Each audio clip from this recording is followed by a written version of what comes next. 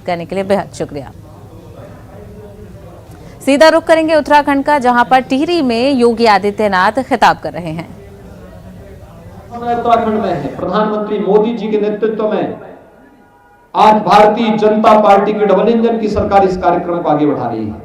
और उत्तर प्रदेश में भाजपा, उत्तराखंड में भाजपा, केंद्र में भाजपा, फिर ये डबल इंजन नहीं हो जाते, तो ट्रिपल इंजन हो जाता है। अब याद करिए, जब Delhi Dehradun greenfield express way के निर्माण की कार्रवाई को आगे बढ़ाना था, तो मेरे सामने प्रस्ताव आया था। मैंने बिना कुछ सोचे मैंने कहा अगर उत्तराखंड को जोड़ने के लिए है, एनओसी मैंने तत्काल दे दिया। मैंने कहा उत्तर प्रदेश से जितना जमीन चाहिए, जहां से लेके जाना है बेधड़क लेकर के जाइए, लेकिन उत्तराखंड को अच्छी कनेक्टिविटी दिल्ली की मिलनी चाहिए।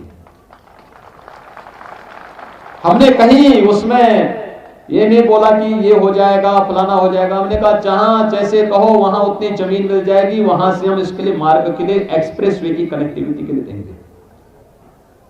क्योंकि विकास यही परिवर्तन लाएगा, यही खुशहाली लाएगा।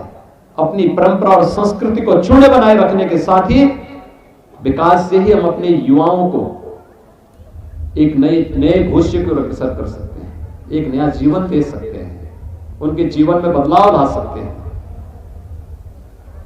और भाइयों बहनों, उत्तराखंड आज उस दिशा में आगे बढ़ा है। जब मैं उस समय आया था पिछली बार यहां पर उत्तराखंड सरकार के महोत्सव में, टिहरी झील के किनारे हम लोग आए थे।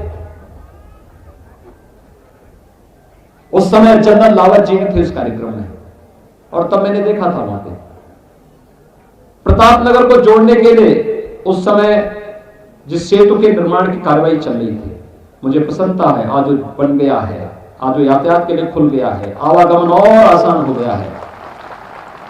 उत्तराखंड में तो बहुत अच्छे ढंग से कनेक्टिविटी बहुत अच्छी हुई है। हर घर नल की तरफ भी उत्तराखंड बढ़ चुका है।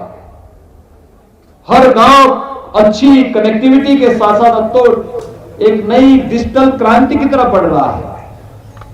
लेकिन अपनी परंपरा और अपनी संस्कृति को बनाए रखते थे, बचाए रखते थे। हम सबको आधुनिक विकास की तरफ भी जाना होगा। फिलहाल रुकेंगे